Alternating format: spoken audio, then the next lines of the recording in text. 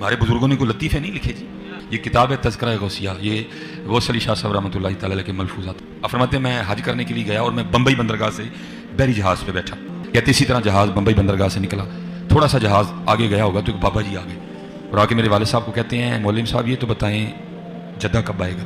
تو کہتے ہیں میرے والد صاحب مسکرا کے کہنے لگے بزرگو وہ یہ تو جہاز بمبئی بندرگاہ تو چلے آئے 11 دن لگنے نے پھر جدہ آئے گا.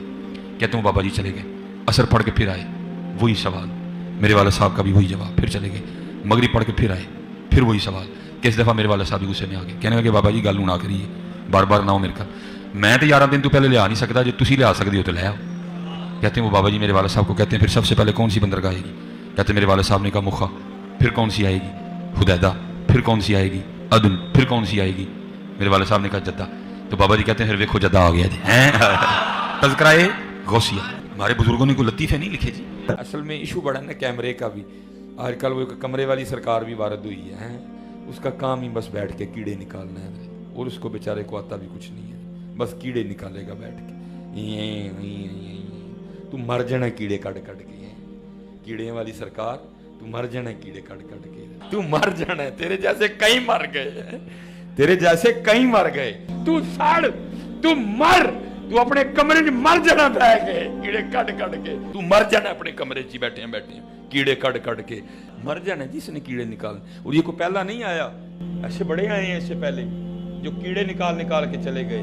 لیکن قربان جاؤں آج بھی انہی کی قبریں زندہ ہیں. کیڑے والے کسی نو نہیں جانتا کوئی.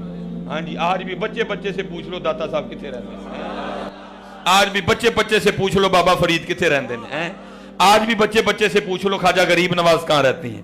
آج بھی بچے بچے سے پوچھ لو حضرت سلطان الہند حضرت خواجہ غریب نواز کہاں رہتی ہیں. کئی کیڑے نکالنے والے آئے مر گئے حضرت جی. پوچھتا کوئی نہیں، ان کی قبروں پہ لد پھینکنے والا بھی کوئی نہیں ہے. اس نے مر جانا جی اپنے کمرے میں بیٹھے بیٹھے، کچھ بھی نہیں ہونا. اس لیے یہ بالکل نہ آپ اس کی ٹینشن لیں. لیکن یہ ہے کہ بس ہماری عوام تھوڑی سی سادہ لو. میں کل بھی ایک بچہ جو ہے نا پرسوں مجھ سے میں یار گل سن، میں تیرے نہ بحث نہیں کروں گا، کوئی نہ بحث میری عادت ہے، نہ میرے کو بحث ہوتی. تو کس بندے کی وکالت کر رہے ہیں؟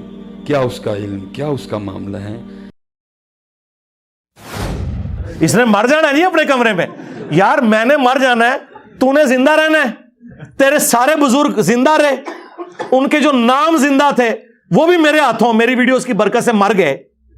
تو شاہی کوئی نہیں ہے.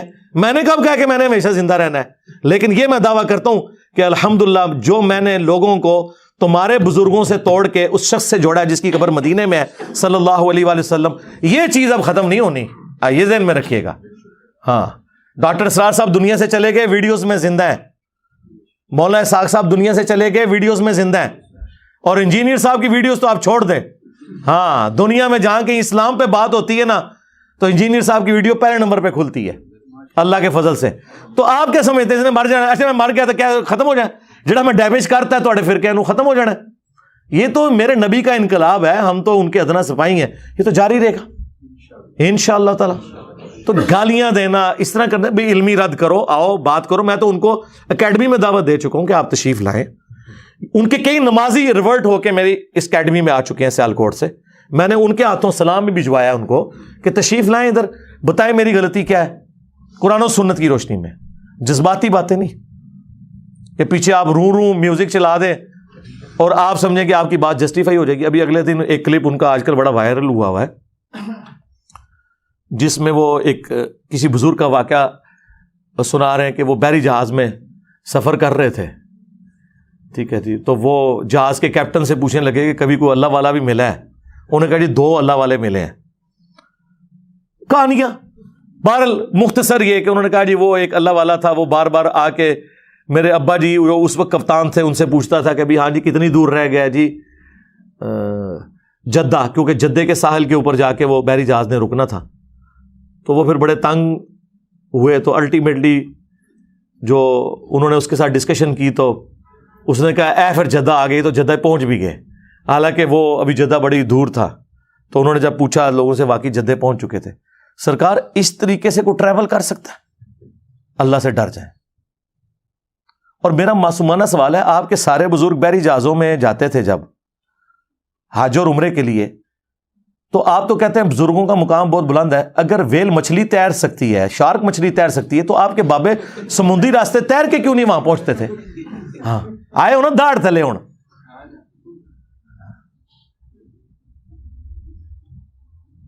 ویل مچھلی 1.5 گھنٹے تک سانس روک لیتی ہے اپنا, اس کے بعد ایک دفعہ اوپر سانس لینے آتی ہے. تو آڑے بابے دا بھی 1.5 گھنٹے سے سانس روکیے, چاہے غوث ہے, کتب ہے, ابدال ہے. 3 منٹ سے زیادہ کوئی بندہ زندہ نہیں رہ سکتا. عام آدمی مر جائے گا. اور پھر جو آپ یہ کہانی کروا رہے ہیں کہ جی وہ بحری جہاز سمیت وہاں پہنچ گئے جدے, اس میں ایک ٹیکنیکل غلطی ان سے ہو گئی ہے, وہ میں نے ہائی لائٹ کرنی ہے.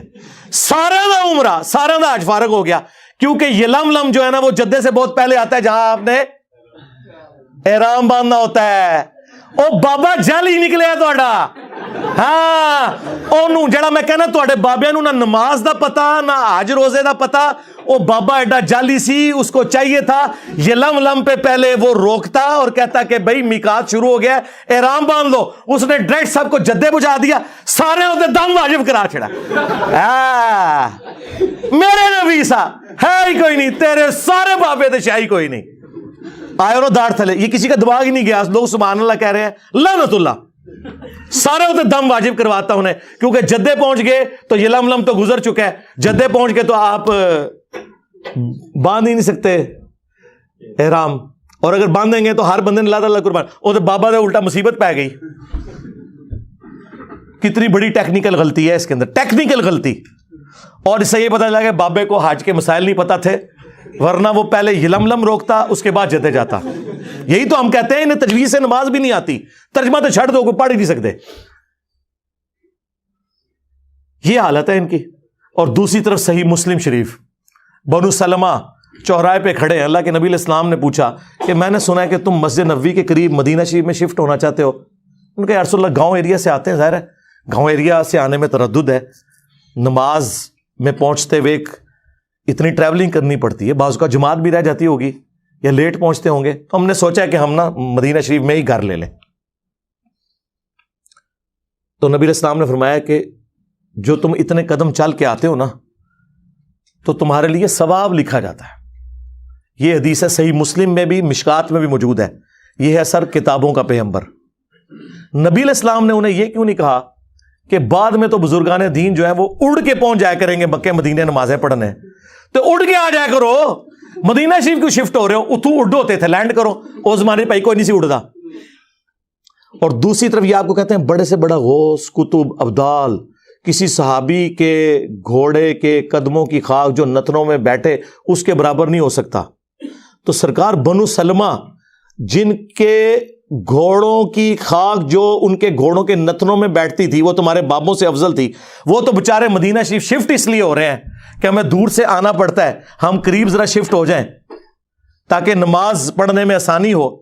ان کو تو حضور نہیں کہہ رہے اڑ کے آ جاؤ, یا وہ سوچ لے کہ اگر اڑ کے آ سکتے تو بےچارے یہ کام نہ کرتے. اس زمانے میں کوئی نہیں تھا اڑتا. اس کا مطلب یہ بعد میں ساری کہانی ہے.